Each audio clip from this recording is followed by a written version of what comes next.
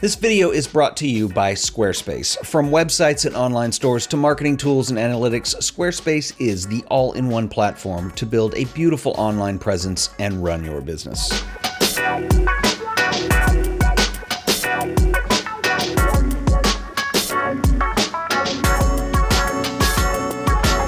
I've been using the Sony ZV-1 for exactly a week now, and when I did my initial video, I was kind of surprised that there were so many people in the comments. I had a lot of comments asking if I could talk about the stills capability on this camera. This is kind of an interesting little camera that came out because Sony built this as a vlog camera. It's clearly based on the RX100 lineup, which are cameras that I'm very familiar with. I have owned every one of them since the Mark III. So I've had the 3, the 4, the 5, the 6, and actually I didn't buy the 7th, but I had one on loan for a short period of time. I really am a big fan of the RX100 lineup, and I think because it's so compact, I mean, you could argue that it doesn't really fit in a pocket. It's a little big, but it's still a small camera to carry around. You could at least put it in a bag, or if you have a jacket pocket, you could put it in. The image quality on these is fantastic, and so I thought it was interesting that so many people had asked about that. So in this video, I'm going to talk about the ZV-1 just from a stills perspective of how this camera operates. I'm going to go out on a little bit of a limb here. Now, the RX100 VII is an incredible camera. It's also a $1,200 point-and-shoot compact camera. It's not cheap. It's pretty expensive. The ZV-1 is a $750 camera that brings in all of the technology, at least, that you're going to find in the RX100 VII, but it does it in a slightly different body configuration that's clearly thought out for video, and there are a couple features missing. I would actually argue you gain a couple features back. So if you can kind of live with some of those things, you can get this at a considerably cheaper price point than you can the RX100 VII. Just saying. The ZV-1 features the Sony Exmor RS sensor. The S means it's the stacked version.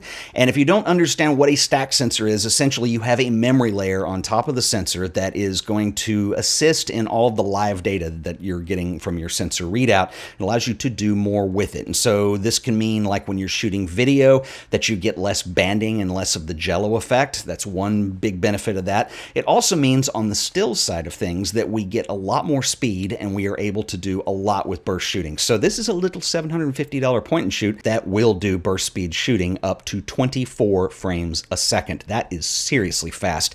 It also will adjust autofocus and auto exposure 60 times a second. So this is beneficial in two areas. Number one, if you're shooting sports or you're shooting a soccer game or a basketball game or something like that, and you want to keep up with the action, you can shoot super fast speeds. It also means, and I think this is the benefit that a lot of people don't consider, even if you're just doing single mode shooting, you're not doing burst, it pretty much ensures that you're going to be in focus and your exposure is going to be more on most of the time. So that is two huge benefits of having a stacked sensor, and they both come in this camera just like what is found on the RX100 VII. And we also have both human and animal IAF, which is pretty amazing. And then the most important feature to me is it does have Sony's current autofocus system that does include object tracking. Now, if you haven't seen this, we've seen it on some of the more high-end models. We've also seen it in the APS-C line because the A6600 has this as well, but it allows you to actually go into the menu, and when you set up your autofocus area, you can use the object tracking.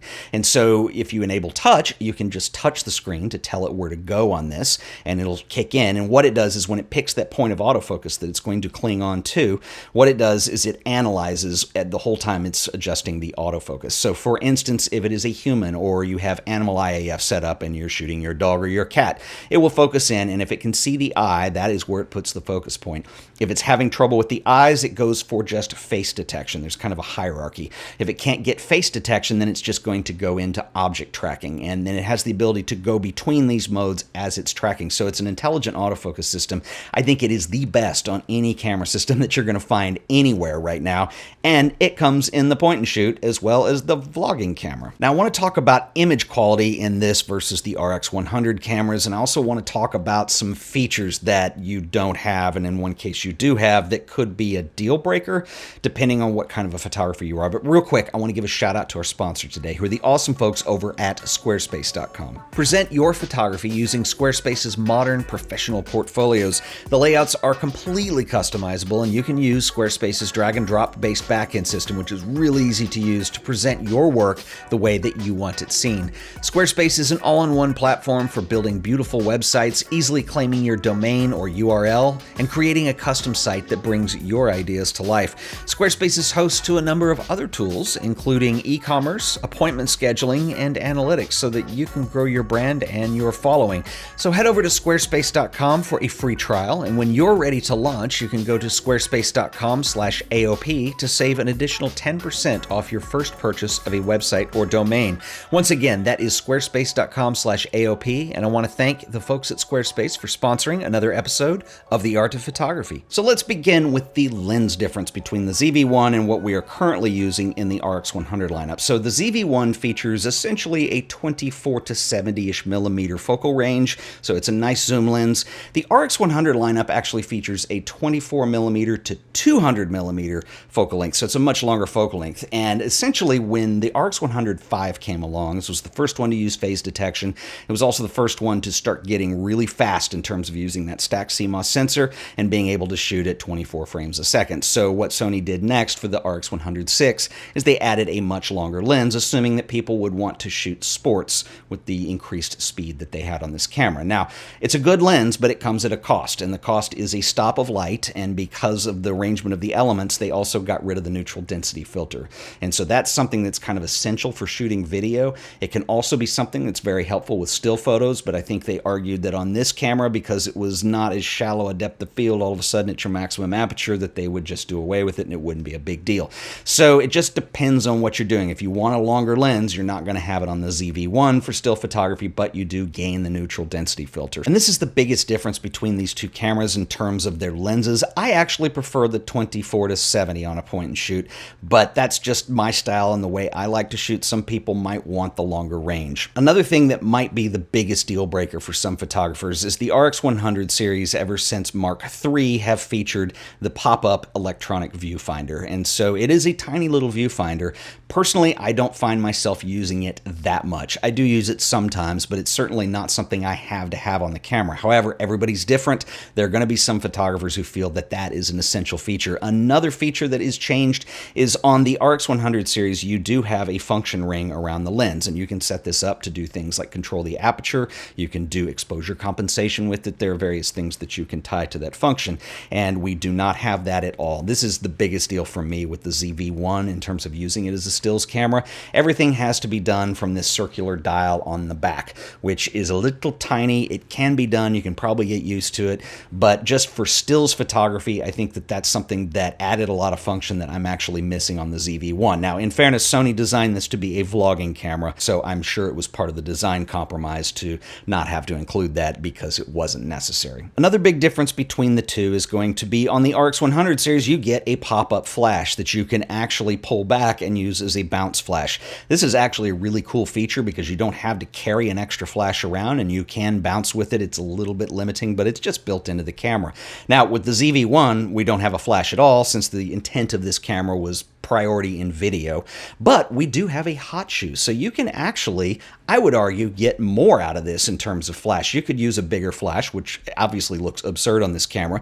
You could use a smaller one, but even cooler is you could put a remote trigger on here and use this in a little small compact kind of studio type setup. So there are some options, I think, in the area of the ZV-1 that give you a little more variety from the RX100, but again, depends on what you're doing with it. Now, the sleeper difference, I think, between these two models is going to be the price. Now, whenever the RX100 models are announced, everybody always complains that they're really expensive, and you know what, they are. It is a major financial commitment for a point-and-shoot camera. However, the image quality is outstanding, the performance is exceptional, you get what you pay for, it's just a lot of money. But now we have a camera that is considerably less expensive than the RX100 series, and if you can deal without having things like the electronic viewfinder that pops up or having a function ring around the lens, you know, those are kind of big deals to some people. I totally understand that, but the fact that you are getting a hot shoe, which we haven't seen since the RX100 Mark II, which I think is actually a huge benefit, and we've gone back to the older lens, so it's not as long a lens, but you do gain a stop of light.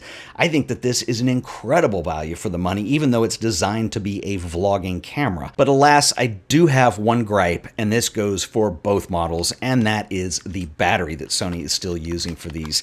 These use the NP BX1. This is the X battery, which as you can see is not very big. 1,200 1,240 milliamp hours. This is just not a lot of juice. Now, to Sony's credit, the difference between the Sony RX100 VI and the 7 is that there were some software modifications internally to make the camera more efficient, and I felt like the 7 got better performance.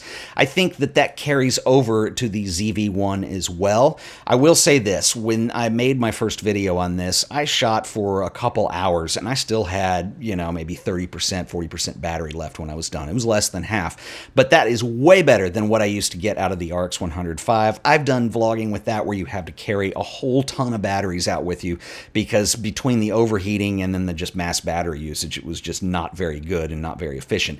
The 7 cleaned that up. I think this one's just as good. However, I will also add this note that it depends on what you're doing. If you're doing a lot of burst shooting, that is going to have a bigger drain on the battery. So you're definitely going to want to have a battery backup at some point. Now, I realize that when cameras are designed, you kind of future-proof them in the sense that models, and this is where Sony does with the Mark versions, so you have the Mark I, the Mark II, so on and so forth, is you try to use the same body design because you've got to make the molding and you've got to find a way to mass produce those. And so they cut down on the cost. They would be more expensive if each one of them had this lavishly redesigned body.